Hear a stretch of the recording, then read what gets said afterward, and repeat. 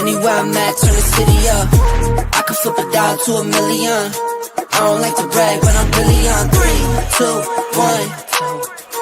Anywhere I'm at, turn the city up. 3, 2, 1.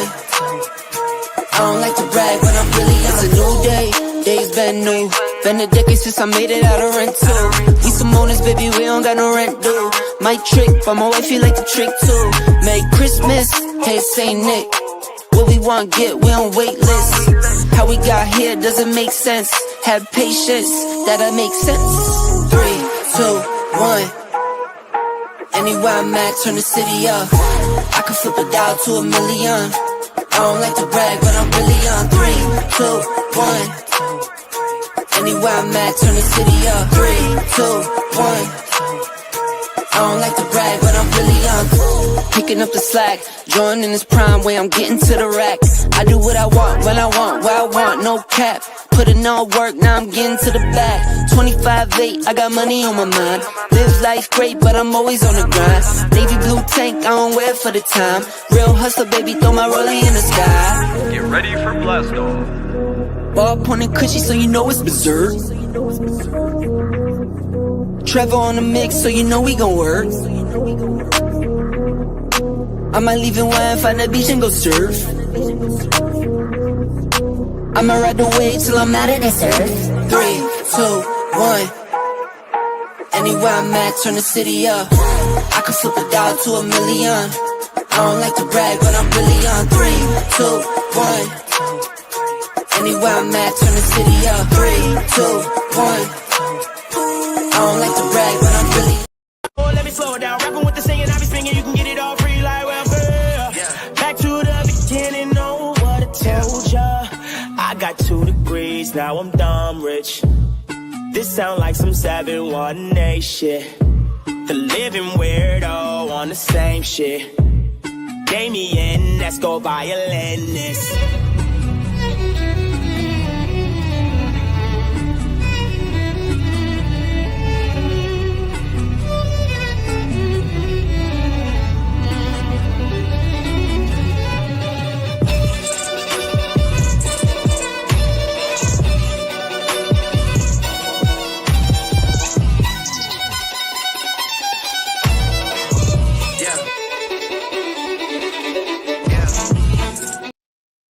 Ladies and gentlemen, what's up? Hey, listen, it's another episode of, y'all know it's Tuesday night.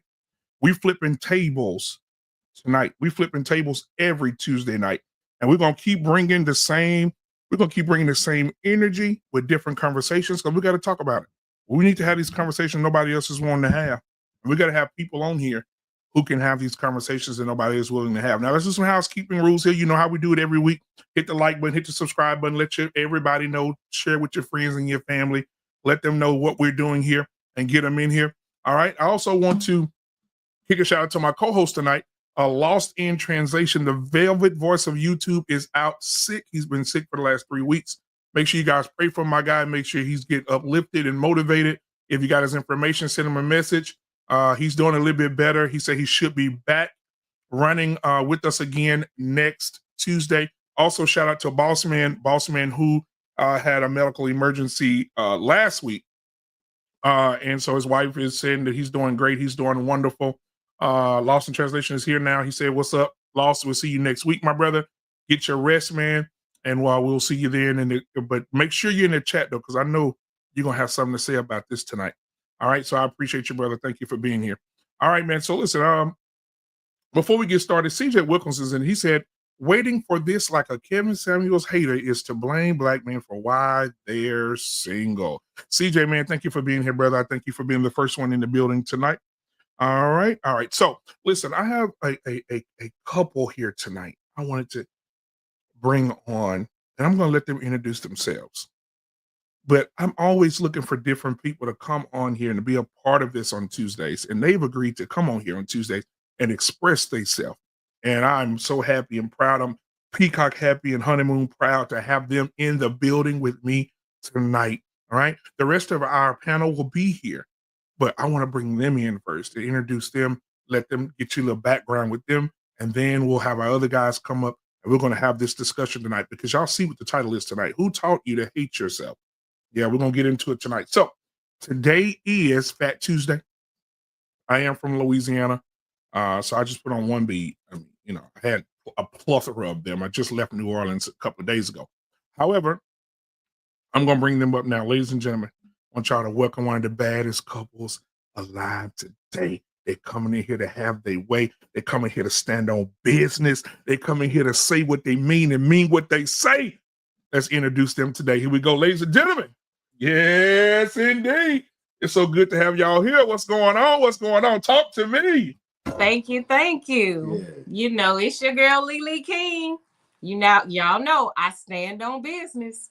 Absolutely. Go ahead, sir. Archie Seals. Yeah. Archie Seals. So tell me, I want you, before we get started and jump into this conversation, tell me a little bit about yourself, about you guys as a couple, as what you guys stand on, what you believe in, what you believe on, what you stand firm on believing. Go ahead. You got the floor. Well, first thing is sometimes love will come back and get you.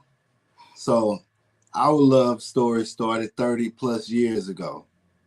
So here we are. That same love, still vibing and pushing forward. Yeah, okay. Whoa. You said love will come back and get you. What happened with that love where you had to come back and get it? Come on, tell me about it. Sometimes separation is a good thing. Separation sometimes will bring forth the fruit of longing and fulfillment when it's in the right place. Okay. All right. Now listen, I have to ask because I'm a music fan. I'm a sports fan. You got a room behind you right there. I'm seeing music. I'm seeing guitars. I'm seeing Dan Marino back. Is that Marino? I'm seeing Dan Marino. I'm seeing lead guitars. I'm seeing you a Texan fan. Allen Iverson. Right. Man, I mean, come on now. That's a hell of a room back there now. Yes, sir. Yeah. I love music and guitars, keyboard, piano. I'm a music band. I love music. Absolutely, man. Well, I'm glad you guys are here. And I want to ask you guys a few questions, like I said, before we get started. From your point of view, both of you, and either one can go first. Where, in your point of view, where is the state? What is the state of the Black community today? Lost. Very, very lost. Well, without so many words, is confusion. Is utter confusion. Now, go into that a little bit more. When you say lost, I got lost and I got confusion. What I mean by that, we don't know who we are. We don't know what we stand for. We don't know how powerful we are. We just don't know. We have allowed people to come in and tell us who we are, what we're worth, what we're not worth, and what we can and cannot do. And that's what I mean by loss. Well, one of the things is I pose this question a lot to people, our people. I hate racism. I'm for everybody. I know that we are all family. I understand it. But I also understand what has happened to us as a people. But I also know why this thing has happened to us.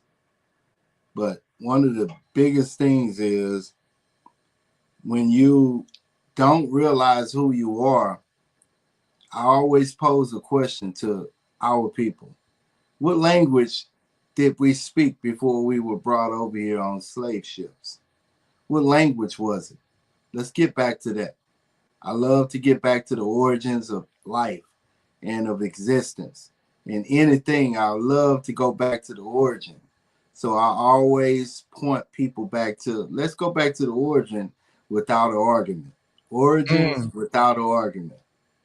I'm loving it. So now that I've asked that, let me move on to you, ma'am, because I have to ask you a question, Lily. I really do. What is the state of the Black woman today? Oh my, let's not get on the Black woman. We have been taught things that, let me see how I'm gonna put this without it being so offensive. No, be offensive. That's tell it like it is. Go ahead. We have been taught things that are belittling to a woman. Okay. Coming from the elderly. So the women are very lost. We don't know our place. We don't know how to even treat our men. We don't, because our elders are teaching us that as long as you got it between your legs, you should never be broke. And that's something that the elders should not be telling us, because that is pushing us towards fornication and adultery. So that's a problem with most women. We out here sleeping around. Well, I say we, but that's really not me. But I'm gonna say we because I am a female.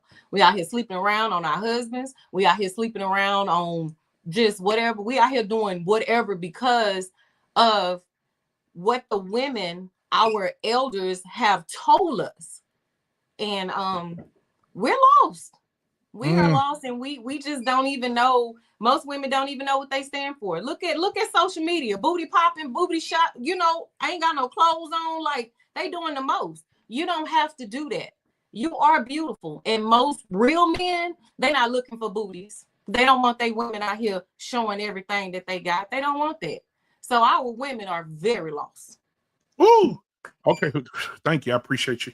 Now, I wanted to go into something.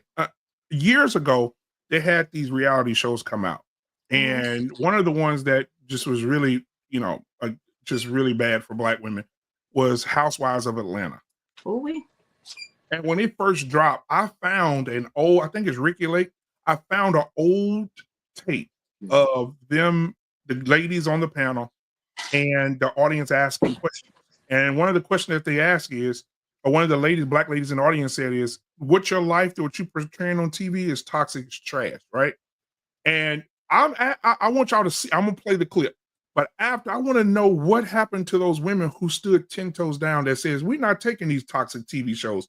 What happened to those women? Because now those shows have taken over TV and women are emulating what they see. Right. So I want to know what really happened to those people, those women who said, we ain't putting up with it. Like, why did they fade to the back? But I'm gonna play this clip and let you hear what this Black lady had to say. Here we go. Atlanta? Yes, ma'am, I am. What's your question? I'm not a hater, first of all, but I do have some concerns. I am a housewife from Atlanta, and I've watched the show. The very first show, within the first 10 to 15 minutes, I was like, oh my gosh, this is not a true representation of how we are in Atlanta. As an African-American woman, I was like, we don't get the opportunities to have these type of shows on television. And when we do, it's always about the cribs and the bling, and there's no substance or intellect. Money cannot buy you. Money cannot buy you class, style, or intellect. People who are affluent are not having to prove that they are affluent. It's something about your character. It's something from the inside out that proves you are affluent. What's the question? Right. Where's your question? Do you have a question in that? Yes, I do. I feel that the ladies don't seem to think that they're glorifying materialism, but do you not think that you're glorifying being a gold digger?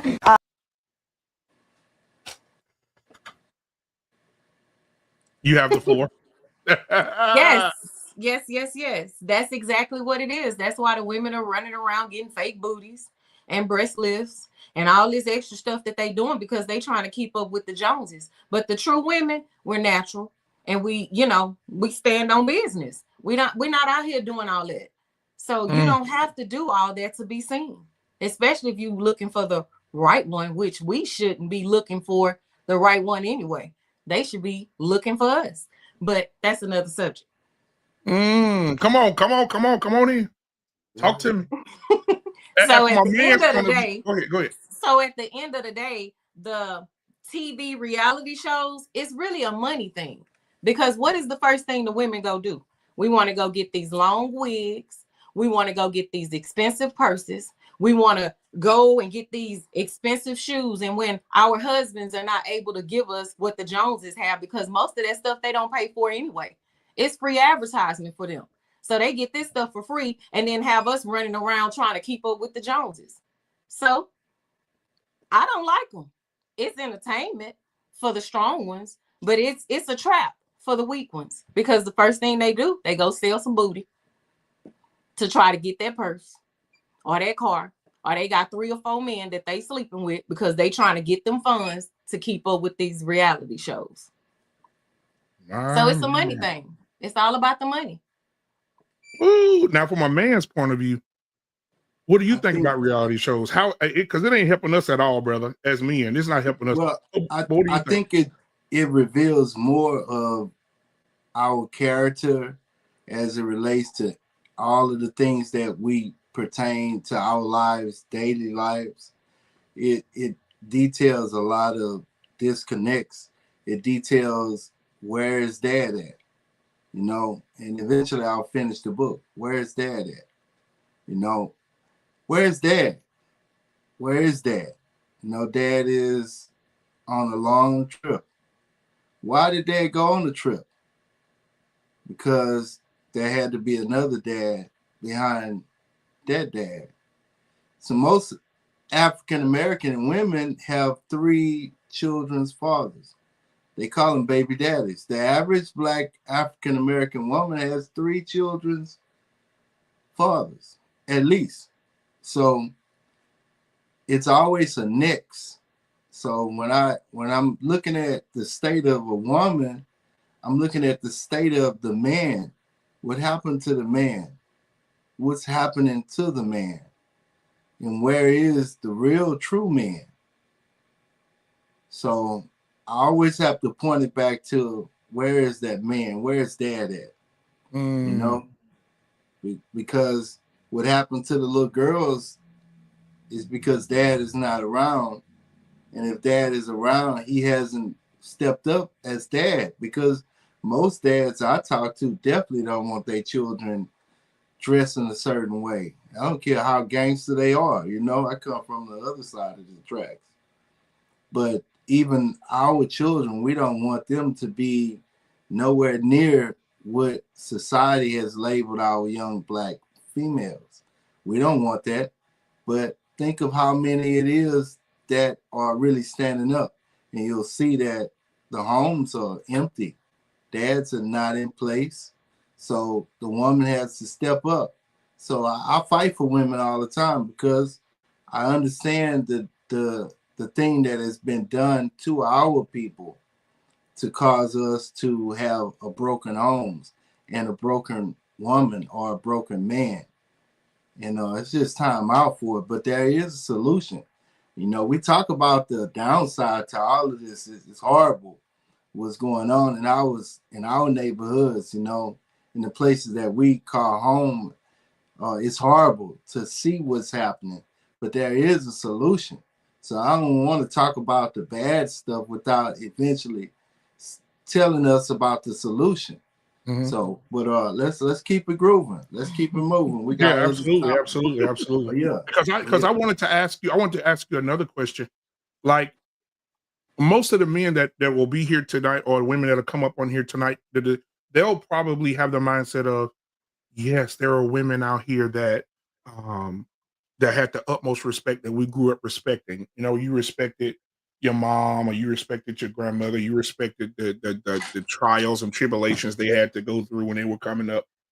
But then you grow up, and my grandmother is one of them. My grandmother said this to me. My grandmother said, baby, there's so much, women have so much power. And there's so much power in a woman who is submissive to her husband, who is a mother, who is a nurturer. She said, there's so much power in that. And she said, today, baby, my grandma's 92 years old. She said, today, she said, I'm seeing women that I can't recognize. And she said, she was watching TV, and I guess somebody flipped the channel to the BET Awards or something. And she ended up seeing Cardi B. She saw Sexy Red. She saw breast out, booty out. And she said, baby, what's wrong? What's happened to him? I said, Grandma, I don't know. And when we see Sexy Red telling young girls, it's okay to get an STD. You do not have to wear condoms during sex. Yeah. You know, and then, you know, she's making lip gloss, and she named the lip gloss after STDs. and she's selling out, and she's selling out. So when we see the change, because I know you say you came from the other side of the track, I understand that, brother, because we grew up in a time where, you know, we seen these different women, respectful women, how they dressed, how they look. But when you see it now, and these women telling us, hey, listen, I was told I got sexual freedom. I can have sex with who I want to have sex with. I can dress the way I want to dress. If I want my breast out, but ain't no man gonna tell me nothing. Ain't no woman gonna tell me nothing. I'll square up with a man. I'll square up with a woman. When you seeing this behavior and this energy now, what are you guys thinking? Like, it's sickening. I'm gonna keep it real. It's sickening, but that's what happened with what you watch and what you listen to. Yeah. That's a download, because we learn by what we hear, see, and eat, like we do. So if you're watching all these reality shows, all they are talking about is sexual nature. Yeah. Go and do this, go and do that. So if you're watching it all the time, you're gonna start to react on that. See, back in the days, even when we watched cartoons or shows, they had 2 beds in the room. We knew better, but they never displayed that. Just like on the radio, they used to block out the curse words. Now they let the stuff play. So it's the stuff that we're listening to is why the generation is turning the way it's turning. Plus, you know, we all done lost sight of the main person. The main person. I'm getting there, but the main person. Yeah. So at the end of the day, it's what we're watching and what we're listening to, and everybody's trying to keep up with the Joneses and the parents. I remember even growing up, my uncles used to tell me the things that they thought that the little boys would tell me, so that when they tell me these things, I would be like, okay, thank you, and go on by my business. But the parents are caught up with working and things, so they're not there to tell the women, hey, you look good, that's cute, this, that, and the other. So they are looking for that confirmation outside, which is the wrong confirmation, because they're gonna tell you, let me see them booty cheeks, you know, let me see this. You got to show me a little something. I got a little change for you. And they've been watching this stuff on TV. So they go, oh, I'm doing it big. I got money to go buy this Louis purse or whatever it is. And that's not. Back in my days, it wasn't like that. So when they came around with the cars and the rims and the money, it was not like one of them, oh, look at him. No, I was like, okay, that's probably his daddy car anyway. Yep. Or his papa car. Think of it like this. Like, what happened to our people, it happened to everybody through our people. We are the trendsetters of the entire earth. So if it happens, if it's trending, it's us that are the trendsetters. So we have to go back to what is it that our responsibility is for the earth? What is it that we have that no other nation has, no other race of people has? Because when you look at the people that say that they're called, they're chosen, I always ask the question, what are you chosen to do?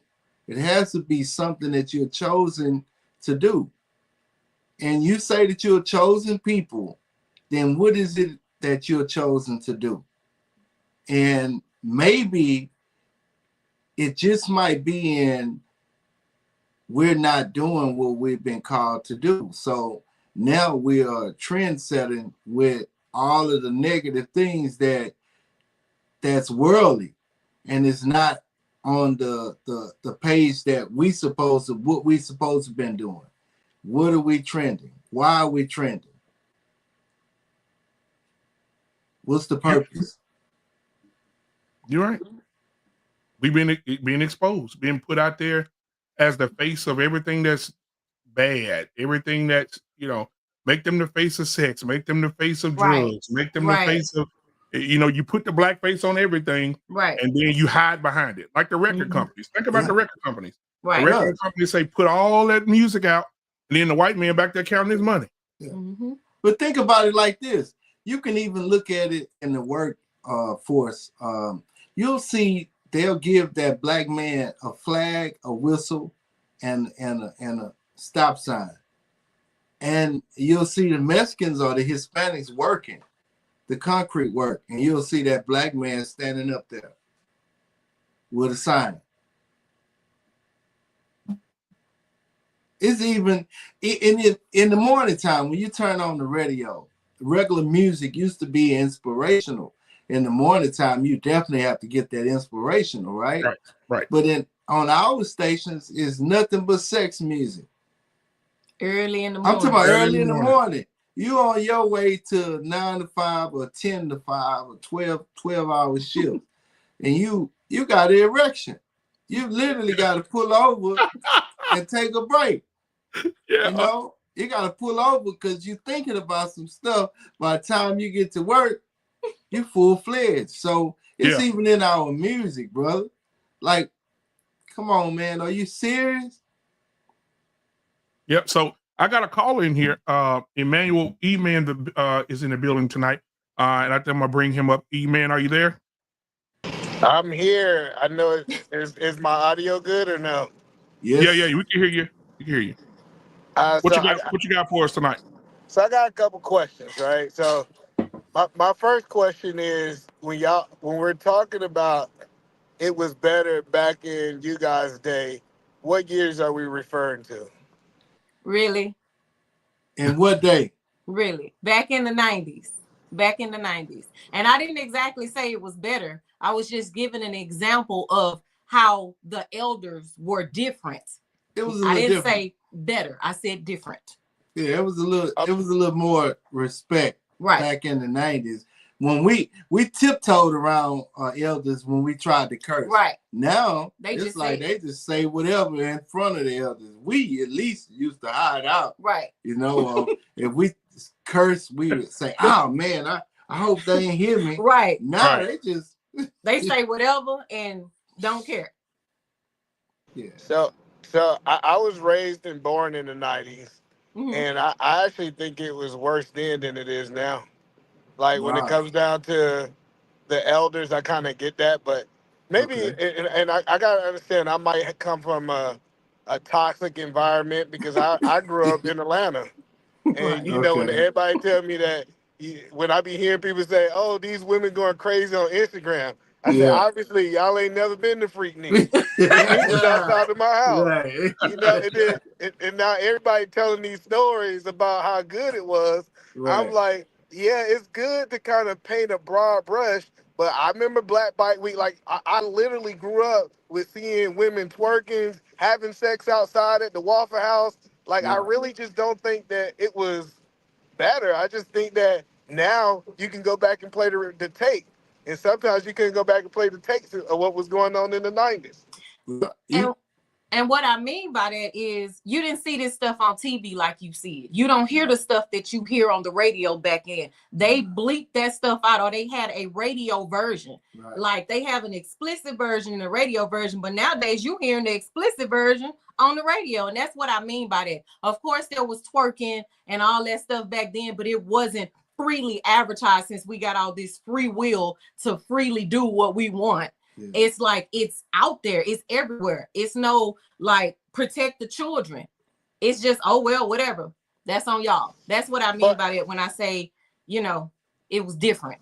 But we wasn't protected. What I'm telling you is, I know every young boy my age that's seen that Girls Going Wild commercial. You know, going across that street late at night. Yeah, but think about what time that was. That was late night when they should have been in the bed in the first place. It wasn't played early in the morning during the daytime like they playing that stuff right now. That was late night type of stuff. Yeah, it was on there, but it was late night and them children should have been in the bed. So, but the point that I'm making is that the internet changed things, right? Right. And we said the internet just gave people the ability to take away time, right? Right. So when we know HBO late at night, now, like I said, I grew up in the 90s, you know, they're like, hey, HBO, come on. Yeah, you know what I'm saying? We knew these things. And so me growing up in the 90s, the only thing we saw was y'all was better at hiding it. Now, that's one thing I agree with it. Y'all and I'm not going to disagree with that. I agree 100%. But again, it's publicly, like, even with the commercials, look at the commercials. It's just more open now than it has been, because in the 90s nobody accepted a lot of the things that was going on now. Nobody accepted people running around sagging and having their pants down, and even young women now having their pants sagging. Nobody accepted that. So no, I would like to say it did different. It was different back in the 90s than it is now. It's wide open accepted now. So, but let's talk about what was different. What was different is these 14-year-olds used to get pregnant, and y'all send them up to Baltimore or Chicago. Like that's what I'm saying. Like, if you look at the teen pregnancy today, is lower than that. Lower than we done seen in the last 80 years. Last time I checked. So I think we're better. It's just that it's just more cameras around that it looks like we're worse. It's more STDs now. Right. So that's more of them alphabets. That's what's cutting the children and off. Because of social media, they get to research and actually find out about certain things. So they like, oh no. You know what I'm saying? No, I don't want that. No. So that's the only difference. Yeah. Like with that is that they can Google everything. They can look. I mean, everybody have a cell phone. Everybody didn't have a cell phone back in the 90s. Right. You know, so we had beepers, we had pages. Right. You know? And so the only thing you can put on there is "I love you" or something similar. Oh, you can curse. Yeah, you can. 304. You can curse. We had it on there too. You know, we was with it. Yeah. Right. But no, I understand exactly what you're saying. But the point is, it wasn't advertised like it's advertised now. No. They tried to separate beds. They tried to, and then even in the household, the parents was a little bit more strict about what they kids watched and what they played with. Nowadays, everybody's stuck working, so half of them don't even. Everybody got a phone. Half of them don't even do phone checks. No. They don't even know what their children doing. But I think you speaking from your family, because when I go back and see because you gotta understand, we was raised by y'all, right? Most of us was raised by y'all. So we know what latchkey kids was. We knew that our parents, like, so the point that I'm saying is like this idea that parents was very involved back then. Yes, you see that in upper middle class Black families, but the lower middle class families wasn't really involved like that. They was outside. Well, boo-boo, I hate to tell you, we didn't come from an upper class or middle class. We came from the bottom. Okay? I'm talking about South Park, Sunnyside, 3rd Ward. Okay? The bottom.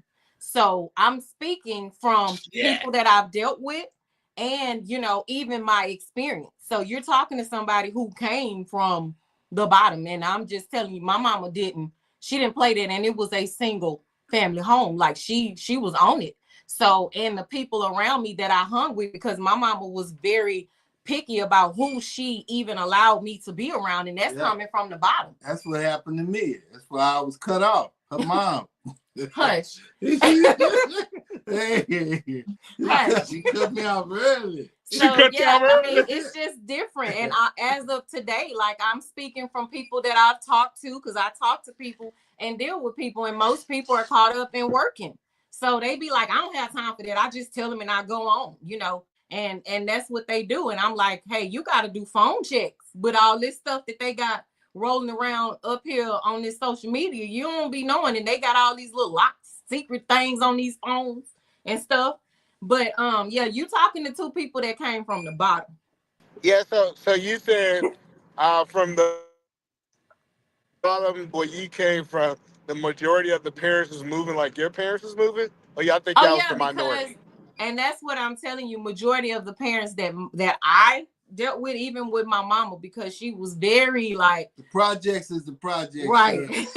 It's all one big project, and we all are underneath the projects, and we all a part of it, of the collective critic. Hey, it's a part of us.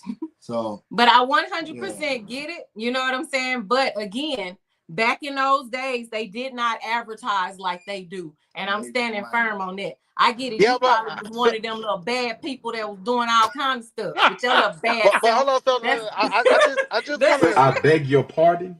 He was bad. I just want to push back a little bit. So because the narrative that I'm hearing is that, in the projects back then, it was discipline, the kids was under control, and now in the projects, we see the complete opposite, where the kids are out of control. And I'm speaking on that because I went back to that area that I was raised in, and baby, it is Even with doing drugs back then, you was able to deal with your family and take care of your family. These drugs nowadays, they got the parents taking off. They gone. They go on a whole vacation and leave the kids. This is a different type of drugs, bro. No, but that's what I'm saying is like, cause then we acting like crack with it. With that, like, but crackheads didn't leave no babies in the car. It's hot. Nobody done that. You know? So the crackheads, so the crackheads was good parents. I mean, what I'm saying, brother. Come on, like I see, and this is why it's so hard to have these conversations, because it's like we feel like we've been lied to, that the crackheads, because we know the crackheads who are dropping their kids off at their grandma's house and all this stuff and leaving their kids at home, and they took them somewhere. They didn't leave them alone. They dropped them off. They did leave them alone. Off at Granny house. But what's going on now? What's going on now? So, but the whole point I'm at is like, I can pull up police report after police report of your era of kids left at home alone. And that matter of fact, the reason they start implementing certain laws where you could leave your kids at home is because y'all leaving the kids at home. We know the 11-year-old was watching the goddamn 3-year-old. Come on now, like, I ain't gonna lie. Don't gaslight me now. Look, Don't gaslight me. Yeah, because mama told us you better not go to that door. It was more so. Are you gonna get your butt whooped? So I ain't gonna lie, you did have the 10-year-olds watching the 5-year-olds, but we knew better. There's a difference. These kids, you tell them not to open the door, they go open the door, go out the door, and go around the corner and tell. So it's definitely different. The kids don't fear the parents. They don't, we feared our parents. They don't fear the parents. So the stuff, you absolutely right. They did leave us at the house to take care of the others, but it was more so because that parent was going to work or something like that versus, what they doing now. They going out and leaving them children. They going for them children way to other countries. You seen that on the vacation. You seen that on the news. Time. No, but that's the point that I'm telling you is, in your day, they was going out to, listen, let me tell you, it was people. It just, maybe like I said, I was from Atlanta. I know for a fact, them Negroes from New York, kids was at home by themselves at Freaknik. Listen, I know for a fact, I know y'all, I know we want to paint these pictures that they went leaving. I'm telling you, like, it was y'all got away with it. And that's all we ask. Can y'all admit that y'all got away with the stuff that we get caught with on camera? I didn't say all the parents is what I said. I didn't say all of them. You know what I'm saying? I'm telling you that with all the stuff that's on this TV right now, it has affected the people, period. You wasn't looking at all that stuff back then, and the parents had restrictions on it. Right. They really had restrictions. Like now they don't care because you look at the grandmas right now, they putting their boobies all out on social media. You seeing their nipples and all kind of stuff. Like they doing the most. You didn't used to see grannies doing that.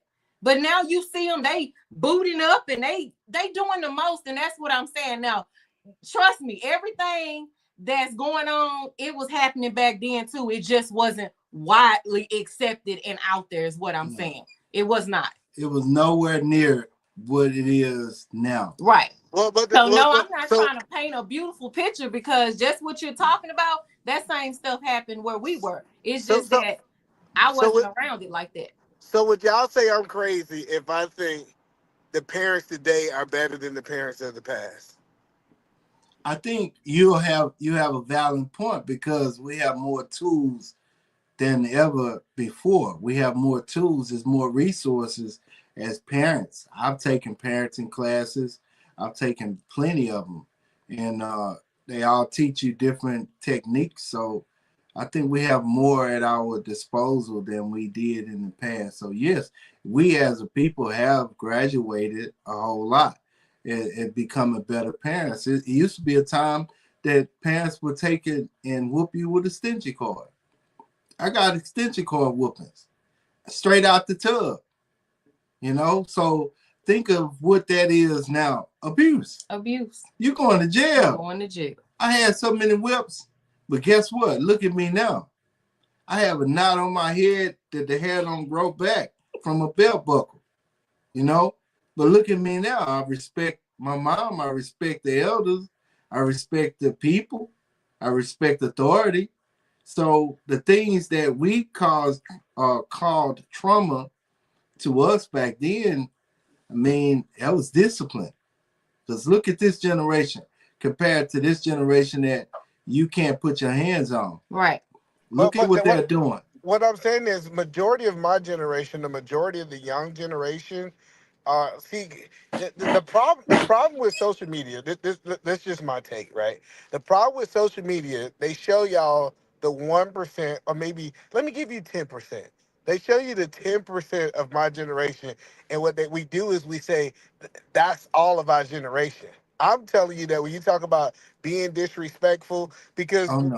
when I go to the grocery store, I don't see a whole bunch of disrespectful kids. Matter of fact, we got a saying here in Washington State: if you see a kid acting crazy, you say they act like the white folk kid. Cause black folk kids don't go out there acting crazy in front of public. So that's the point that I'm saying, is that I Right. think social media has said, hey, let me give you this small sample size of the foolishness that's going on, but Stereotype. I don't really think it's as bad as we No, think it is. Because stereotype. the prisons will be way fuller if these kids was just going crazy like we say they are. Well, they have enough of us in prison, so don't put any more in there. We don't even need to speak it. We need prison reform 101. We need prison reform in 2025 like we needed it 25 years ago. We needed prison reform. So when you talk about prison, you got to really be careful. Okay, so let's go there though. Okay, let's go there. So how do you think we should reform the prison system? Well, one of the things is you have to realize that these people that commit crimes are humans too. And they also had a life before they committed a crime. And a lot of them also have children that still will need them, will need their words, regardless to them making a mistake. Some of them grave mistakes. But you're still going to need these people to exist, regardless to them being able to commit a crime. Yes, they committed the horrendous crimes, but guess what? They still have family members. They still have children that they should be able to communicate with enough to try to make sure that they don't go in the same direction. So when I say prison, hold on, I got that, but I want to make sure I understand what you're saying. So I know that you're saying that some can be changed, but would you agree that the majority of the men in the prison system can't be reformed? I'm gonna speak from experience because I previously worked there. Okay, majority of them can, and I'm gonna be honest with you. A lot of them come up in there, and the system messes them up. The officers with their authority trip that they're on, they literally mess them people up. And I'm speaking from experience. So this is just not me just saying, but majority of them can. Because majority of them, if you think about what they're in there for, they're in there for possession. They're in there for bad child support. And the list goes on and on. Majority of them are in there not even for an aggravated crime. And those people go in there and the system abuses them and causes them to act like a wild animal. And this is coming from somebody who was in the system. I get that. She worked the system. I got you. So let me give an example. Y'all remember down there, I think in North Carolina, that little white boy who went into that church and shot up that church. Right. Mm-hmm. He got hamburgers. Yeah, they got hamburgers. Yeah. Right. So we're saying that we believe that he should be reformed and put back into society. I think that he needs to be treated just like if it was a black young man that lost his demonic way. Okay? I think the same thing I would think it was the little white boy. I think it's the little black boy that made that mistake. I think of all the little black boys and all the little white boys that make that type of mistake. And to this day, I think of every human being as their mother or their father would think of them. That's how I'm able to treat them a certain way. So in my mind, that looked naive. And like I said, I'm damaged. I went to the military, and I just think some people can't be saved, right? That's just my mindset. And I might be wrong, but I get that. I think it's very dangerous for someone who's completely destructive to society for us to say that that person can be saved and they should be reintegrated with my kids. And so that We're not I just talking. think it, Look, we're not talking about reintegrating. We're talking about if they have a life sentence, there's no way in the world they ever coming home. But what I am saying is, while they're there in that life sentence, they still have children, grandchildren, great grandchildren that need that wisdom. That's going to need that advice from them from time to time. And we should not isolate these people just because they've committed horrendous crimes. A lot of them are like animal-like. I was there and I witnessed it. I was there.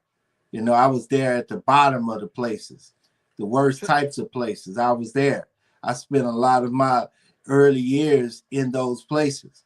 So I could tell you exactly what it's like firsthand. but I think that's the myth signal because I hear other men who've been in the system and they say that's the best thing that ever happened to them. It was the best thing that ever happened to me. That's what you'll hear from me. That was the best thing that could have ever happened to me. That's exactly why I still think it should be prison reform. And to make people better. To make people better. Even if you never coming home, you still should be a better person. You still, even right now, you got people that's, and while we on this topic, you have people that ag sig that can't even go to worship.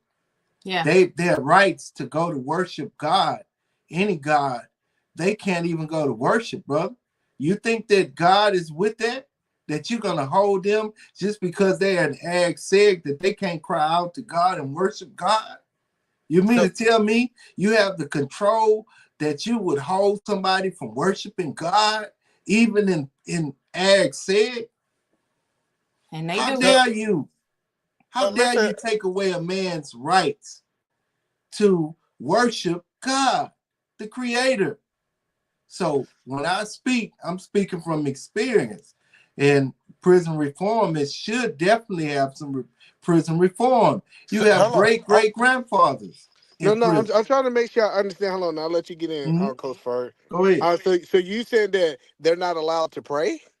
No. Oh, they're not allowed to go to worship if they No. have like a minor case for like not obeying an order. They literally, we would have to deny that. They can't go because of that. And that's not right. No. Because So that's but what when you they say need. worship, hold on, I'm trying to make sure I understand. When you say worship, you mean fellowship with others, but they're not being restricted from praying. No. Alone. Okay. Basically, you know how you go to like a convocation together to talk, you know, to worship God or whatever. Yeah, that's worship. They're not allowed to go. Right. They two or three are gathered in the midst. That's worship. Right. So you say that you can't worship by yourself? You can't worship. They have been denied the right to worship with any fellow person and any fellow believer.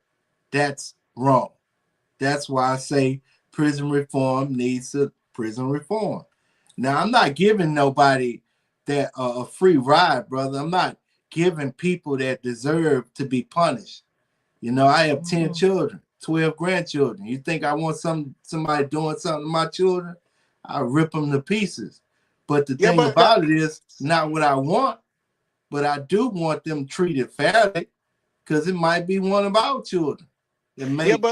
But what I'm saying is, I think that in extreme circumstances, I understand. If I can prove that you are, and I understand that it's minor situations, but if I can prove that you are danger to other people, I'm not gonna put you around other people. Like, especially if you got a repeat history, and like I said, I get his levels to it, right? I get his levels that somebody who might got a not following the order, that person can't do it. But then I still know like people in my family who killed a lot of people, and they don't need to be around other people. Now I'm not saying that should always be the case, but we also got to still be making sure that we're taking care of others and not putting other people in danger. And I get that 100%, but let me tell you the issue. When that person first committed that crime and he went into the system, I'm telling you now, the system messed him up. So even when the system released him, he was already messed up, because they literally restrict and make you feel like you are an animal. So even if in his mind he told himself, I'm gonna change, this is that, the system have abused him while he was in there, and now his mental is all over the place. He would have been a different person had the system been different. They sent me to the worst places as a juvenile, as an adult. So I was certified as an adult at the age of 15.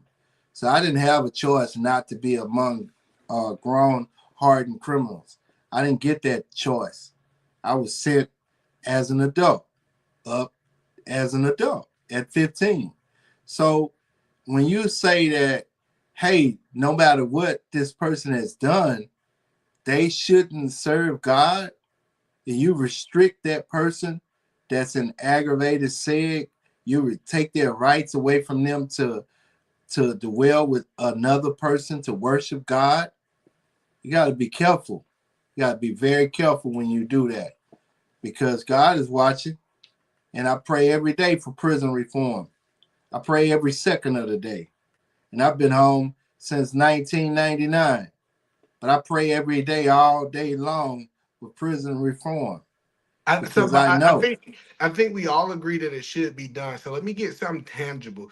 What I understand the worship. What are some other things? If you said your top 3 things that the prison system you think can reform these prisoners? Well, it depends on how can a man take care of his children? By providing for them. If a man can no longer make money for his family, how can he ever provide for his family? How can he provide for them and keep them in a structured environment? Regardless of what crime you committed, I still think that this man should not be a burden on the taxpayers and should be able to work himself to make an earnest living for his children that he's left in society.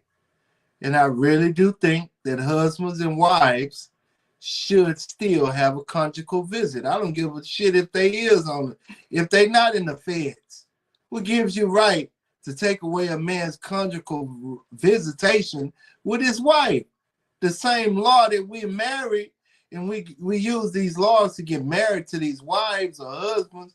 And you mean to tell me because I commit a crime, now I can't sleep with my wife or sleep with my husband anymore? I think that's another thing that should be addressed. You're keeping the family together.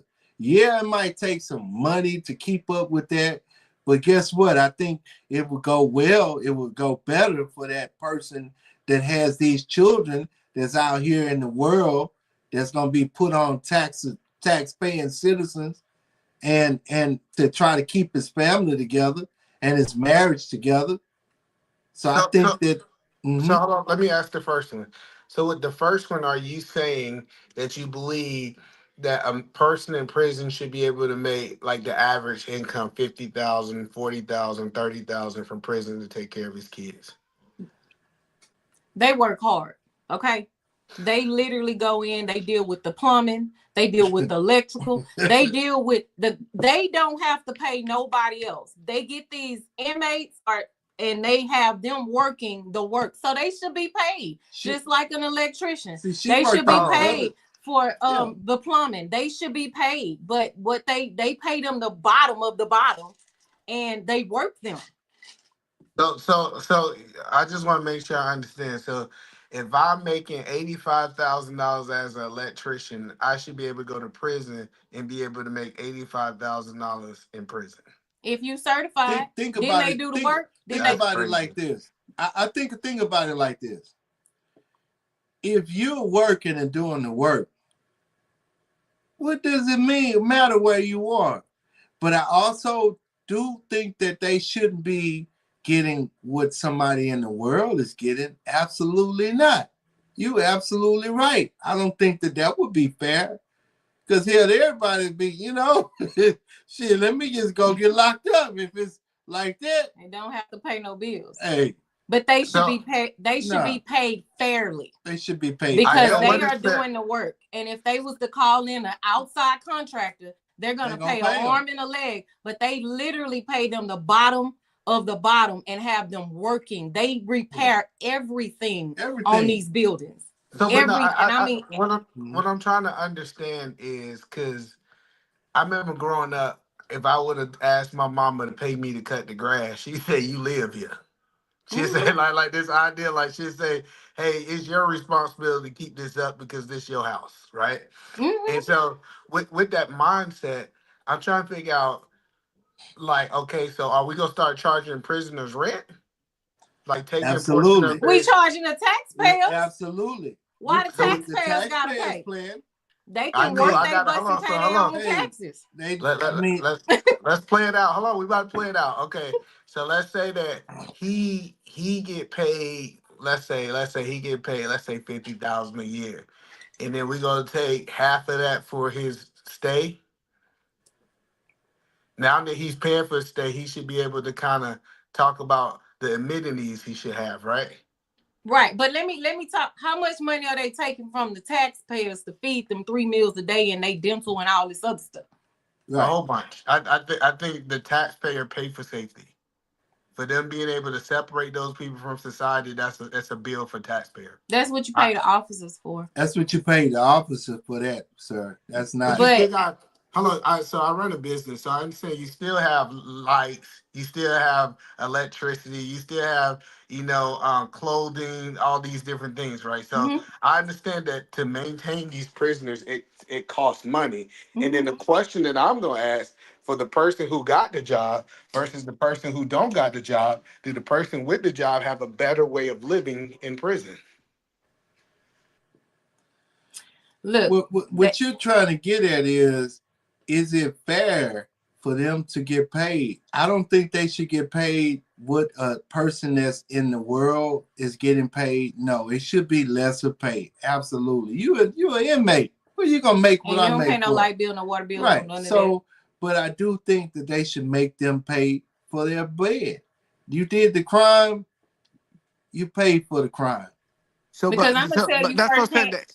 That's so muddy. Let me tell you why that's so muddy. Real quick, E-Man, real quick. Catherine, I see you in the back there.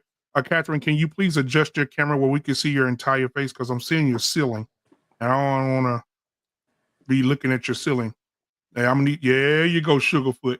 Now I can get you up here. No. All right, oh, Catherine. My word. Thank you for being here tonight, Catherine. It's good to see you. Oh, no. We got Coach Berg in the building tonight. We got I'm good. I'm sorry. But no, you good. Before we get started, we got CJ Wilkes with $2. He said negativity sales. God is rebuked in media. So thank you so much for that $2 super chat, man. I appreciate you, my brother. All right, so I just want to get this out, and I'm gonna let everybody else get in. So I go to prison, and I don't want to work. I don't want to work. It's my right not to want to work, right? Now I can't pay for my bed. Do you say that I must sleep on the floor since I can't pay for my bed? Or is it I get my bed paid for free and somebody else got to go to work and pay for their bed? Well, one of the things about prison reform is you make it an environment that people want to do it, okay? And it's not hard to create an environment where people want to participate. It's not hard. We have think tanks all the time. I literally have thoughts of where I set up programs and it works. So there is ways that you can actually work out, set up programs that will actually work, that people actually feel like they want to participate in. And I don't know too many prisoners that won't work. I don't know any. I was there. It's just the type of work that they want to work. I just think it'll get worse. like say for example, if I decided not to work and I know you made 40,000 this year, I'm about to export you. I'm about so that's the point. That I kind of get what you're saying, but I'm just telling you, if you start throwing money inside of this prison system, I just think it'll get worse. I think more people get exploited. I think more people get taken advantage of, and now you have people working for free and somebody taking their money. Think about it like this, brother. We're trying to deal with the people that's out in the world, sir. We're trying to build our families back up. We were talking about the women and what's going on with our women, the state of the Black community. So that's what we're talking about. The things that go on the inside is for the things that to be restructured on the outside. And that's for us that's out here in the world that's living without, that's in broken homes. So that broken home is because of that system. The system has been broken and dividing homes for a very long time. So what I'm trying to, what we're trying to do is set up something that would be inclusive of the incarcerated person, that they can also be a part of their family. Their family is not going anywhere. Their family is still growing. You know, it's a lot of sir, like I hear what you're saying, but we cannot say that women not that opening up their legs and dudes out here slinging their dick everywhere, dropping off this cum it's free cum is the reason that these broken homes, it's broken homes because people having free sex, and half of the people that have broken homes ain't got nothing to do with the prison system. Like it's like when we start talking about the prison system, the reason your house is broken is because your mom and your dad decided to sleep together and they didn't commit to each other. So like I kind of get the point that you're trying to paint, but the prison system is not the solution that for the broken home. It's people stop being hoes and get out here just sleeping around. So okay, so I get that. So now we going into the spiritual realm, right? What would be the solution to make people stop being hoes? You know, bring it out. Come on with it. I think hoes done been from the beginning of the time, and hoes will be to the end of time. I think we need to, as Black people, I'm about to tell you what I think because you asked. Okay. I think we need to draw a line in the sand, and we need to say us and them, and stop trying to make them be like us. Like that's what I loved about back in the day. It was hoes out there, but I used to hear grandma say, "We don't do that in this family. That's not us." But now what I see is I see a whole bunch of people champion. Let me stop you. Y'all have been hoes for the last 7 generations. Let me stop that hoeness in your family. Nah, that's just what y'all do. Y'all hoes. What about the men though? What about the men though, brother? They hoes too. They hoes too. See, listen, saying, so what do we do to restructure the Black family, man? That's the whole purpose of us getting on here. We're trying to come up with solutions. We know it's a lot of damn problems. We know it's a lot of problems. We get it. We're part of the problem, okay? But we need to also come up with some solutions. We're not just talking out the side of our neck. We're talking about some solutions. What are we going to do to implement a plan that will help our families, our homes, our women, our young men, our husbands, our wives, our sisters, our aunties, our uncles, and our fathers and grandfathers and grandmothers? Yeah, I think the first thing we gotta do from a solution, stop letting delusional people come from us. Because when we really start having these conversations, we want to go out and help everybody else, and I'm like, but your daughter delusional, your son is out here doing this. Like we so focused on, like we don't want to get the bean out of our own house. Like we gotta really, as Black folks say, we gotta focus on our house, get our people right, and I want to make sure I make the smartest, brightest, most contributing members of society here. And I think if we all start in our house, yes, there's still gonna be people who didn't have those 2-parent homes. But like I heard earlier, Miss King said, she said, her mama did what she had to do. And I think we can't come up with one solution that fit all until parents decide they want to be parents again.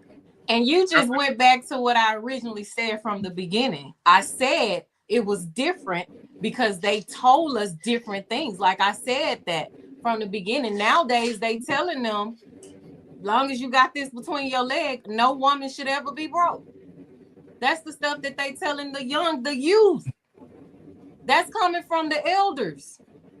So what you think they gonna do on top of the elders telling them that, and then when they turn the TV on, all they see is this, and then the radio, what you think they gonna do? We didn't have that back then, and that went back to my point from the beginning. Yeah, I brought it full circle. Let me let I know somebody you else get in did. because I'm gonna Yes, you let did. somebody So, else. so we got Coach Berg in the building. We got Mr. Bennett in the building. Man, he ain't in it. We've got Miss Catherine King in the building. Thank you guys for being here tonight, sharing with us. Coach Berg, you have been waiting patiently. My brother, what do you have to say about these comments? Then we'll move on to Miss Catherine and Mr. Bennett. Can y'all hear me? Am I sounding okay? Yes, sir. You know, I don't know where to start. I heard so much in this. Eda, man, you must be from Fight Club, man, because you like to battle it out all the way. But I'm gonna just say this first, man. Salute to y'all too. You know what I'm saying? Salute to both of y'all, whatever y'all journey has been, brother. I heard you speak about your past. Just in reference to the reform, and I heard you speak about your age. There was a time where there was reform, but the reform was allowing prisoners, nonviolent prisoners, to get certifications when they came out, able to go on and start taking. I was 18 in 1986, so I'm a early Gen Xer. So in early 90s, they started to take those things away when the crack pandemic. I don't know if you sold. I don't know if you sold a little bit. You know what I'm saying? But a lot of brothers got caught up in that. You feel what I'm saying? Some went to serve time. Some have lost their lives since then. A lot of times. So that was a reform that they took away, and now we see the results of that. And now we see people who've maybe had the lifestyle at that time. Now they trying to come out 40s, early 50s, trying to say, okay, I want to do better. But the reform, you know what I'm saying, it could come from a space like brothers like yourself and brothers who've experienced that to sort of come to get together and change the legislation. They ain't gonna change without the legislation. Talk to us, go to the legislation. That'll be a good battle for you.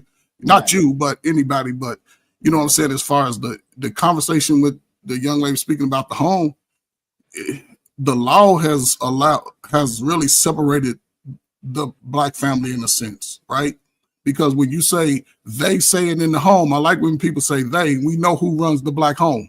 Mama. Let's just say it. I know my sisters heard us hate to say it's us. You know what I'm saying? But a lot of certain homes, right? Certain homes. Wait a minute. But see, again, y'all came back to that. You know what I'm saying? But think about that time since y'all was apart, all that chaos that's been going on in the streets. That we see a lot of the single homes led by mothers. There was a term called latchkey kid. Kid, he had a key. He had responsibilities. He just couldn't wait for his mama to get home. He had responsibilities in the house because mama stood on business. Right. There's always been single mothers, but mama can tell Miss Jones 2 houses down, when you see little ugly ass Curtis coming home, you make sure he stay in that house. And she know Miss Luella, she watching. And somebody across the street, but that was the communication. Yeah, now there's no communication. No. Everybody's in their own little cell phone, and the whole senses are just dulling themselves down because people make excuses on why they don't take advantage of opportunity. My thing is for the youth. Coming on YouTube sometime with the 40-year-olds, 35, they done already experienced the crazy shit. Right. So they can't save nobody. I understand that. But even in this space now, I think it's important for, like E-Man said, that's why I agree. Once you get your house together, so E-Man, let's just say we all got our house together. Our kids are thriving. They've gone off to start doing great things. Should I then go to a home where a little brother that look like me, that's wanting a man that say you can do it, should I go at least try to get some word to him, word to wisdom? Show him how to shoot a jump shot, throw a football or something? Or should I just stay in my house to build? Because now I'm trying to build that community because he going to grow up. And if he's growing up in my community, I know one thing, he going to protect us in that community. Or he'll be a savage in a lot of these communities. Right. So even with that, I think brothers are still trying to find a space. I just say, it's going to come down to some policies. You know what I'm saying? Because now we more modern. We pay attention to all the stuff now. So I would just think that in that space, from the young brothers who experienced those stories, I mean, that life early coming out of the homes, whether father was there and whatever issues were, he's still trying to find his way. And I think a way to connect to that. And the women have to talk to the women. You're right. No, listen. I'm talking about sisters like you with that vision. You got to have hard conversations with the other women, your cousins and your family, because I know you got some wild cousins who still wilding. Y'all know them. I'm just saying we all got them. And it just takes the elders, you know what I'm saying? We in the space in a sense, but just a little nugget, it's how you say it, not, you know what I'm saying? My father used to tell me it's not what you say, it's how you say it, but he never took it easy on me. So I was just able to just navigate a little different. My last thing, I have a buddy. He's had 3 felonies, and this is where this reform comes in. Me and him the same age. He had got taken out of the military. He had joined. He was in there about 8 weeks. They took him out. Boom. This was 1990. From that time on to like 2005, he was in and out of prison. Had never the kindest guy you ever know. Yeah. He got caught up in that whole drug war thing, right? Yeah. 3 felonies. He even got an escape charge, right? I used to talk to him. I told him I would never write him. I never wrote him. I said, I'll talk to you on the street when we outside, because that's where I met you. That's how we live. We was talking when I said, man, you got to find something to do. You got to find something to do 4 or 5 days for 4 or 5 years of your life, right? He's like, man, I don't know. I said, man, you got to do it. He did it. He ended up being the manager of the city that used to lock him up. He ran the city for about 2 years. He's got a master's degree. His children are educated. One's grade be a senior. But I think those kind of stories are very vital to young men who say, I want a better way. And the stories, because they can relate to their young brothers. You know what I'm saying? They can relate to those things that people have gone through, but that's also not so much to focus on the negative, but how you redeemed yourself. That's my story, brother. So salute, man. Salute to y'all, man. So Miss Catherine, thank you for being here tonight, Miss Catherine. What do you have to say about what we've been talking about so far? Well, it's just not the same no more.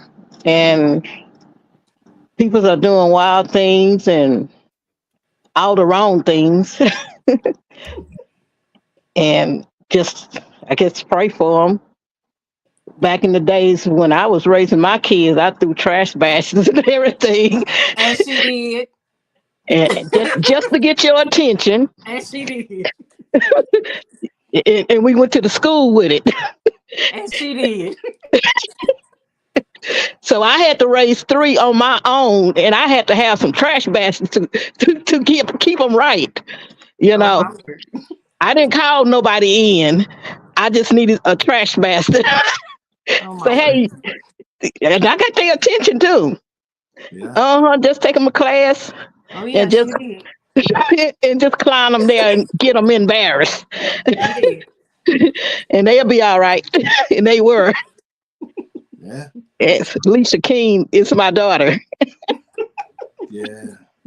All right, man, I'm gonna have to push back on you a little bit, because today they would call that abuse, and kids cannot handle it. Oh, yeah. Kids cannot handle it. Well, no. Well, it's not like the extension cords or nothing like that. It just was a trash basket that hit the wall. Didn't touch them.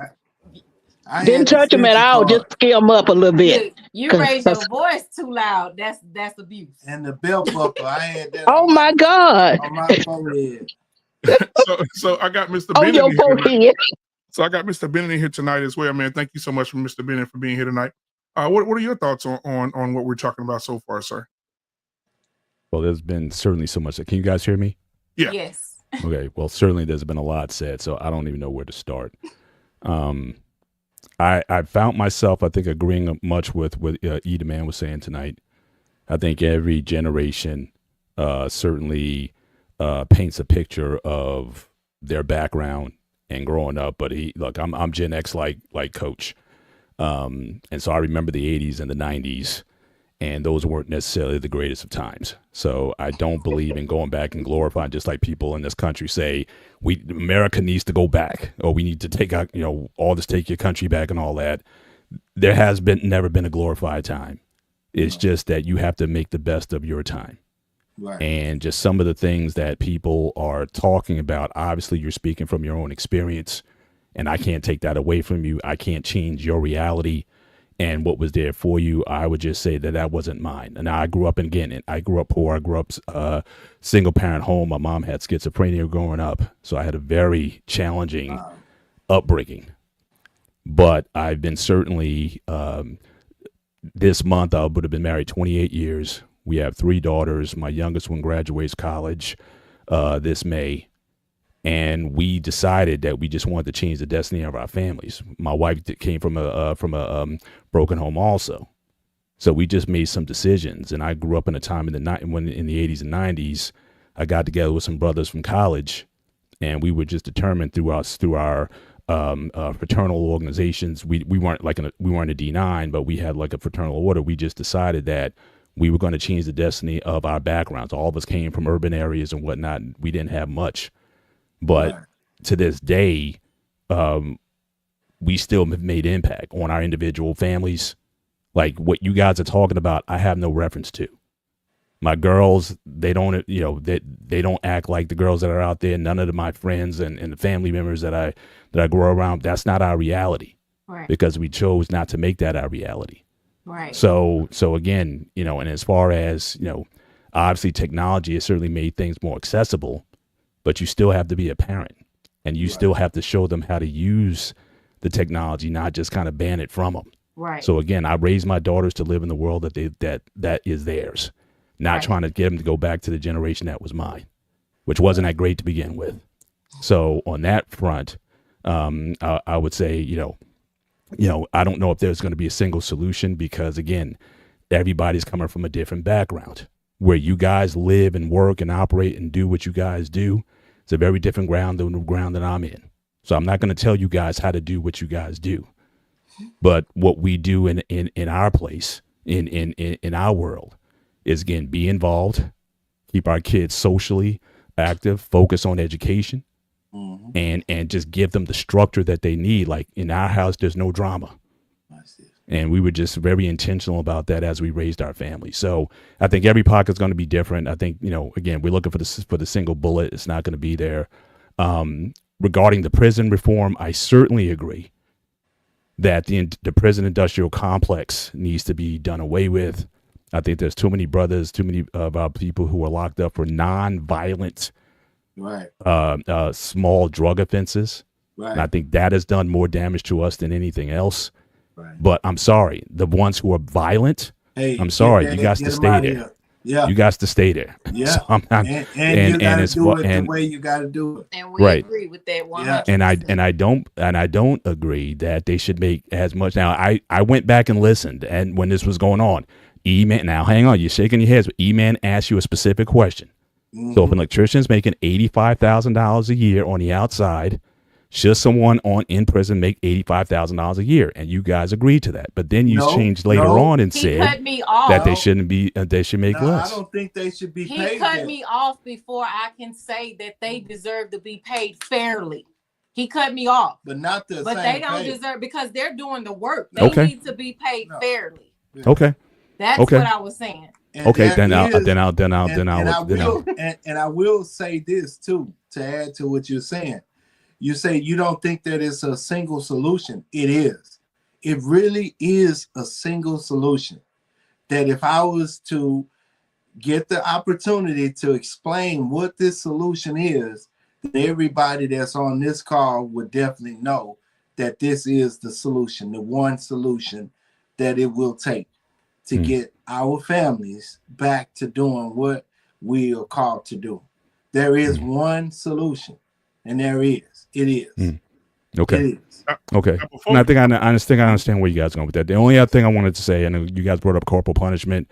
Again, full disclosure, I've never used corporal punishment. I don't agree with corporal punishment. Again, most of the guys who we all have kids together, we don't exercise corporal punishment.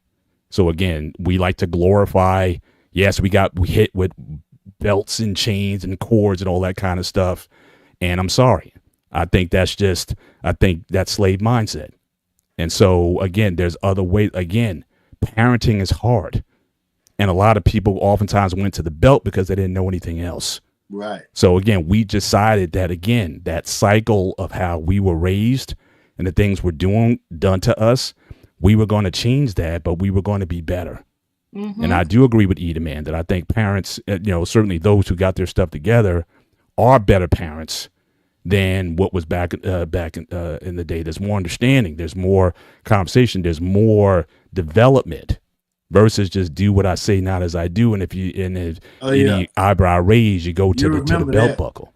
So again, I'm sorry. So again, I may disagree with a lot of your methods, but having said that, again, I'm not in your world. So that's your world and how you've done it, and I respect that.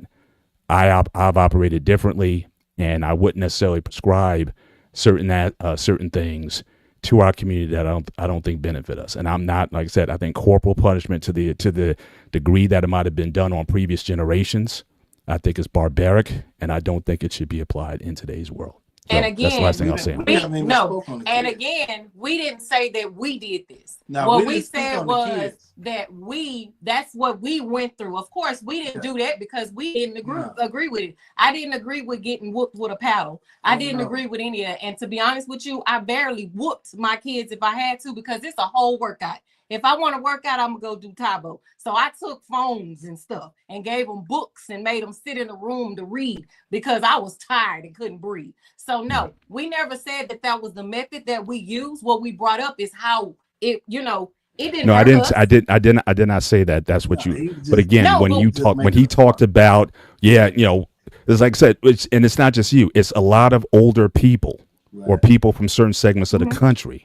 They tend to glamorize. Oh, when I grew up, we got hit with everything or whatever, and we were better off. And I'm sorry, the prison is full of people who've gotten that same kind of treatment. Yeah. So again, I don't want to do a corollary to say that maybe we should go back to that. No. So again, when people describe it in those terms, that's what concerns me, because I don't think that's something that needs to be glorified or celebrated. At all, no. You definitely don't glorify abuse of children, punching a child in the chest, slapping a child, hitting a child with a extension cord coming out of a bathtub, hitting a child with a belt buckle and knocking a patch of meat out his head. No, that's barbaric. And I think that you result to those things when you don't have anything else to do.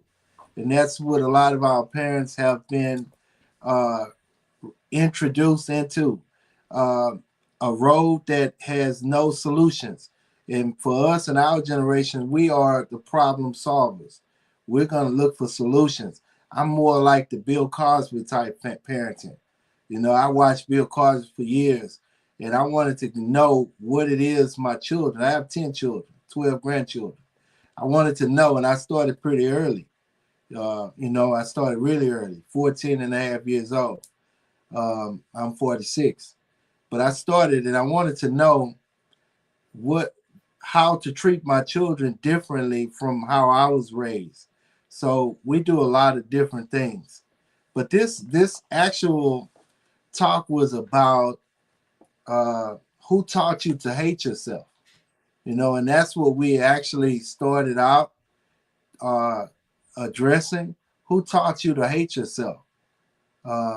And so before you go on, before you do that, because I want to show the last video of the night before we get out of here, and then I want you to go back into that. So, Mr. Bennett, I want y'all to see this real quick. This is where the seed was planted for me to do this show. Here it is. Who taught you to hate the texture of your hair?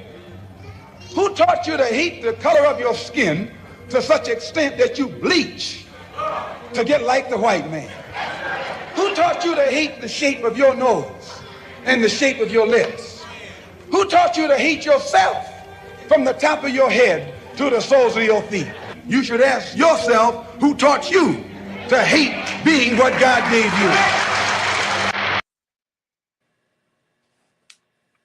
Amen.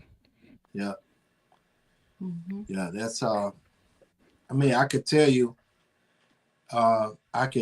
the one place that you can find the answer to that.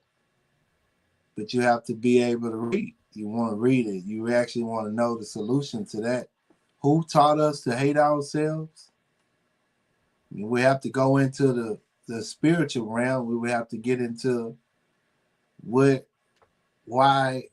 evil exists, and the origin of why people think less of themselves than what God created us to be.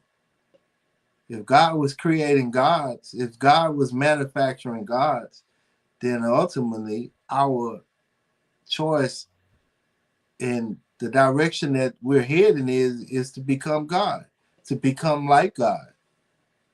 Jesus said we were gods, but the majority of us want to die like regular people, common men and women.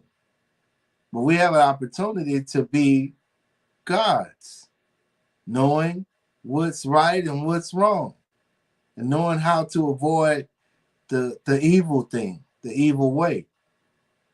Most people don't recognize that there is a solution to everything. There is a solution. There's one final solution, and that's to obey God and keep his commandments. And most people don't get it because they've been told that the commandments are done away with. So we can't tell people how to love God that created them if the 10 commandments are done away with.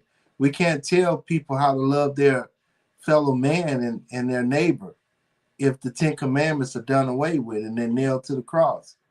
So I told people years ago, put the 10 commandments back on the table and you will solve every problem known to man, every problem known to woman. Put the commandments back on the book. The first 5 deals with the love of the Creator, and the second 5 deals with how to love your fellow neighbor, your family. And this in itself is the solution. But most people kick against that. It's simple, but most people kick against the simplicity of just doing that very thing. Why is that? And you taught by Satan to hate yourself. You taught by Satan to hate another race of people.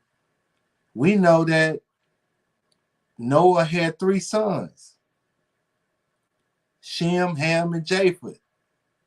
They got off the boat, Mount Arafat in Russia. Noah had 3 sons. These 3 sons had 3 wives. They all had children, repopulated the earth. So why would you teach somebody that we're not family? Why would you teach somebody that we're not blood related if Noah only had 3 sons this side of the flood and they only had 3 wives and Noah had a wife? How could you tell people to hate another people when that's your blood brother, that's your blood sister? So I think if we go back to the origin of this thing about this so-called religion, no, I don't teach religion. I teach the way of life, the right way that man's supposed to be dealing with each other. You know, why is it that nobody's teaching that? Noah had 3 sons, and then we all family: Shem, Ham, and Japheth. They fathered everybody that's on the planet right now. So how you gonna keep telling me to hate somebody? Why would you tell me to hate my brother? Why would you tell me to hate my sister? Why would you tell me to hate anybody? So to answer the question, who taught us to hate each other and ourselves, it's the father of the hater. It's Satan. It's Satan. Satan has implemented that in us. And we have ran with it. And to this very day, nobody is challenging that very principle. Noah had 3 sons, Ham, Shem, and Japheth. Japheth is the father of the white people, the Japanese, Chinese, all the European, Caucasians, Japheth's descendants. Shem is the father of the Negroes and the Arabian people. He's the father of them. Shem is. Ham is the father of the Africans, Ethiopians, Egyptians, Nubians, Cushites, all of these people that Ham is the father of. So why is nobody talking about that very simple truth? It's the truth. Why is nobody taking that out the Bible and teaching that simple truth that Noah had 3 sons, and we're all family.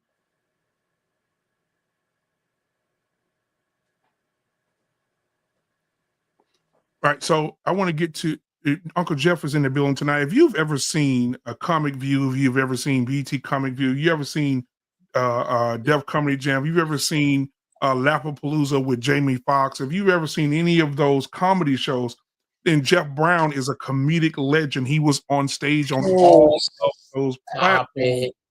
And so I want to bring him in here tonight, man, the comedian and the intellectual himself. Keep going. Yeah. The intellectual himself, the comedian himself, Jeff Brown, is in the building tonight. Uncle Jeff, what's going on, my brother?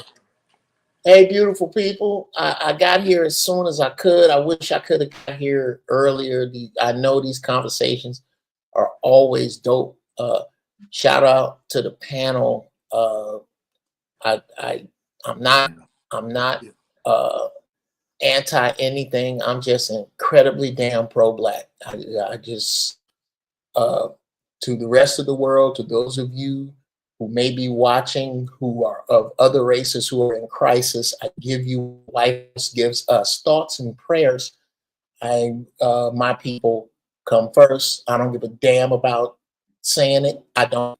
Whenever you ask me a question, I am coming from the Black male, and people got a problem with Black, so I say the GPS people, the good potato salad people, the people who babies when they 2, you can put on Marvin Gaye, Got to Give It Up, and the babies can dance and dine. Those people, the people who can get together and roller skate, and you can tell whether they're from Chicago or St. Louis. The people who don't put raisins in their potato salad. That's who I'm talking about. The people who live off of Martin Luther King Boulevard, which, by the way, if you're on Martin Luther King Boulevard, you are geographically the furthest you can be in a city from a fresh vegetable. Those people, that's who I'm talking about. That's who I shamelessly represent, the niggas. I represent the niggas. Nigga means God, by the way, and any Black person who repels from the word nigga is obviously willfully ignorant. It's out there. With that said, it sounded like I was talking about the Bible. I just caught a little end of it. I like to say that I love God, but I fired King James as his publicist. It's hard for me to argue the Bible. And here goes the bumpy road. It's hard for me to argue the Bible with people who don't have passports with Africa stamped in them. If you haven't been to Egypt, it's real tough for me to talk to you about the Bible. It's real tough for me to talk to you about the Lord, about how I feel about the Creator. But if anything, what I am happy about this time, I am so happy that AEI is being destroyed. I could not be happier that Black history is taken out of public schools. I could not be happier that all of these public programs are being taken away from Black people, because Black people will not work together until they are forced. They're forced until they have no choice. For the longest, Black people have been chasing the farts of white folks as long as they've made it legal. Yeah. Niggas don't want nothing until they see white folks with it. Now, they let you know who you are. I'm so happy. I don't think our oppressors should be teaching our children shit. Not a damn thing. White people are not responsible for what we don't know about ourselves. This is why I caught a lot of grief on Facebook, because I said the Montgomery bus boycott, although a mistake, was 381 days long. Niggas call me when you serious. You gonna stomp your foot for one fucking day and think these people give a shit about you? No, they don't. You don't need a boycott. A boycott is when you go to your mama house till your eye go down after Crazy Charles hit you in it, and then you go back. That's a boycott. What we need is a divorce. And unless and until we are serious enough to say there is no such thing as an NBA and NFL, because we took all the niggas, they took their money, they put it together, and now we have our own shit, and now you got to come play us. We gonna take that money and educate our children. We're going to take that money and rebuild our cities because we don't have a community. We have not one community in America. A community is where a group of people control the hospital, the grocery store, the bank, and the police. There's no, I can take you to a Korean community. I can take you to a small hat community. Can we use the regular word for the small hat people? Or do we just, yeah. I can take you to those. That's when we're serious and it's getting there. But they're gonna have to treat us a little shitty first. It's not bad enough yet. It's gonna get there. Okay. We're getting there. So let me ask you this. So you who asking me? Okay, you actually believe that this is a white and a black thing? No, I don't. I think it's no, brother. Here's what I think it is. Okay. I think that racism has always been, I know that racism has always been a function of economics. That racism has nothing to do with yelling nigger from a moving car. Mm-hmm. As a matter of fact, most black people don't know any racists, to include police. Most police, the police who beat you to death are not racist. They're active bigots. That's like saying that a racist, like a white man with an attack dog, the dog's not racist, the white man is. You can take that same dog, take him home, treat him right, and now he's your dog. So police are racist, the bigots. The racists are who put the highways in. Brother, every highway you ride on is blue, like the 5, 10, the 40, the 50, the interstates, every one of them is paid through black businesses and homes. That's racism. The fact that we were not owned by banks, that's racism. This other shit, how you feel about me, I can give a fiddler's fuck how you feel about me. That has nothing, so one has nothing to do with the other. I say that to say that in the Industrial Revolution, white people, the power elite, needed ignorant white people, the same ones that they cannot stand. They needed them to overlord us. Now that we are in the technological revolution, they don't need common people anymore, which is why they're treating their people like shit. If you're not in the power, if you own, dear white people that sneak and watch this show, if you have any plaid in your closet, President Trump don't give a fuck about you either. And he's showing you now because they don't need you. They don't need common people. BOTS are going to have all the JOBS. In 5 years, those of you driving trucks won't be. They don't need you. If you have a long title, if you have a title that you can't say with one word, plumber, electrician, carpenter, IT, if you don't have that, if you're the assistant director to the so-and-so, God bless you. Your regular ass is about to be ass out. The creator put you for a purpose, and it's not to push papers around. You're going to have to find that purpose because that's the only thing that's going to save you. That's it. What do you think our purpose is? Let me ask you. What do you think our purpose as African, so-called African Americans? What do you think our purpose is for the whole world? What do you think it is? I think, brother, they're absolutely varied, but they're all excellent. There is something you do, bro. God give everybody an extra scoop of something. Whatever God gave you that extra scoop of, bro, you and your lady, she got an extra scoop of something that everybody can get. Concentrate on that extra scoop and have the creator tell you where to put it. That's what's going to save you. Nothing else. So our excellence is everywhere, bro. Anything we touch, we put the woo-wop on. So wherever God gave you the strength, see, most people put a strong hand in God's hand. That's why you stand your ass up in church, which thank you, Lord. Oh my God, I'm so happy the black church is dying. You got a strong hand in church. God don't want your strong hand. God wants your weak hand. I'm an alcoholic. God got a bad temper, I'm a murderer. Titties, Lord, titties. Help me. I'm going to work with my strong hand. I'm going to move forward with my strong hand because I am the hand of God. I am the hand of God. So why should that hand be weak? I put my weak hand in God's hand. Lord, I'm disorganized. I'm forgetful. Mm-hmm. Yeah. Make me stronger there. Make me stronger where I'm weak. Here, my weak hand. That strong hand, I can write, I can sing, I can play music. I have to put them forward. I got a mouthpiece. The Creator put words in my mouth. I love how you put that, even though yes, sir. You came out swinging at King James. And I also say if King James knew what was in the Bible, he would have definitely had the book burnt. So he'd took more out of it. He took more out of it. No, he would have had it burnt. He wouldn't have never had it authorized if he knew what was in it. He would never have done that. So I get that.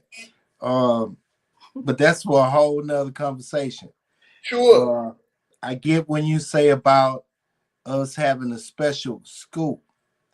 But the thing that I'm trying to get us all to see is what is it that we've been called to do as a nation of people? It's something that we've been called to do as a people, as a family. We know we have that special scoop. We got it. We do it well in all areas. We understand that. Yes, sir. But as a whole, as a one body, what have we been called to do? And that's what I'm posing the question to everybody that's on the panel. What is that question? What is that job that God put in us, the Creator? What did he put in us to do? Well, it depends. And I'll say this, I'll get out the way. Okay. Number one, I'm also very happy that the black family is being destroyed because family has nothing to do with us. We don't come from families. That's some European shit. We come from villages. That's why you get your ass whooped on the way home from school 3 times for the same offense. So the children don't belong to you, they belong to the village. What's that? We belong with our languages, cultures. Yeah. So I believe, and I'm a try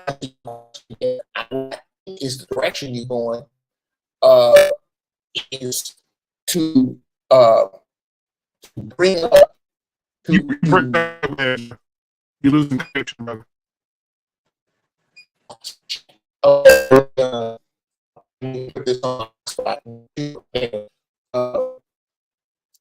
Say, yeah, you're breaking a real bad, Jeff.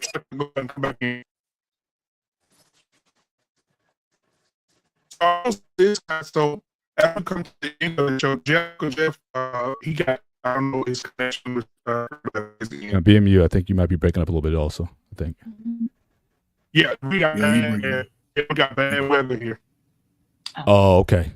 Gotcha. Yeah, but next week we'll follow back up. The King family, I would love to have you guys back. Coach Berg, Mr. Bennett, the lights are flickering now, so I'm trying to hurry up, but it's bad. Yeah, y'all in Houston, right? Y'all ain't having no bad weather right now? It's coming. Not yet. Yeah, man, it's coming. Yeah, it's coming. It's on its way. Oh wow. But yeah, so we got okay. There you go, Jeff. You unfroze now. But yeah, we got bad. It's flickering here, and I didn't want everything to shut down while we were in the middle of conversation. So I will rebuild the show for next Tuesday. Also Friday, we're having a show Friday, and the show Friday is if you guys, it's gonna be something. I talked to Lost in Translation today. Law said, "Lord have mercy." The subject for Friday is if you are a stepdaddy, you have mental illness. And so Uncle Jeff, I hope y'all ready for that. It's gonna be freaking Mr. Bennett. It's gonna be something Friday. If you're a stepdaddy, it is mental illness, and that comes from the video that just happened on the Breakfast Club with TK Kirkland, the comedian, which Jeff is very familiar with him. Did some work with him, but yeah, he said that on the show. He did a whole segment on why it's mental illness to be a stepdaddy. So we're going to talk about it Friday in the barbershop. Tomorrow, we got Mr. Bennett here. His show is tomorrow, the sports show with him and Coach Ferg and two other of our guys on our show to have their sports show tomorrow. So if you want to tune in tomorrow, it's going to be at 7 o'clock Central Standard Time. And then after that, we have Stand on Business, which is not going to be on tomorrow because he's not feeling it. He's still under the weather a little bit. But then on Friday, we have barbershop. Saturday is our rest day. Sunday, we have two shows. We have The Plug at 5, and then we have Mr. Bennett and Peter on Sunday evening with The Gray Area. So make sure you guys check us out. We're nearly on every day of the week, and we love to see you guys and support us. All right. All right. So what's Jeff, Friday again? We broke up Friday. Friday subject? We're talking about TK Kirkland, your homeboy, your fellow comedian. TK Kirkland did an interview on Breakfast Club that says, if you are a stepfather, you have mental illness. Oh, yeah. I know TK personally. Yes. TK got me started in stand-up. He started us all. I started comedy in 1987. TK was already on. TK, yeah. Well, Jeff, I might need to get your information because I have a spot in Houston that we trying to build a comedy show with. So. How let me, dog? I'm in Beaumont right now. Okay, I definitely need to reach out to you. Okay. Right. Hi, man. I'll put my number in the back chat. Okay, for sure. All right, thank you so much, Jeff, man. I appreciate you, brother. I appreciate you, Mr. Bennett, as always. Miss Catherine, thank you for being here. Coach Berg, my boy. See y'all tomorrow. I know y'all gonna talk about you are welcome. You know, I know y'all tomorrow. Y'all gonna talk about Embiid is out Embiid is out. You know, Dallas is just ever since Luka left, they just falling downhill. AD's what is out. it about Dallas? It's either the Cowboys or the Mount. You guys just can't stay out of the news cycle. You guys just got to suck up all the oxygen out the room when we're trying to talk about something else. I don't know. I don't understand. All right, man. Well, hey, peace and love to each and every one of y'all, man. I love you dearly. I want to get out before it starts to do what it's going to do here. And y'all have a good night. I love each and every one of y'all. Peace. Peace.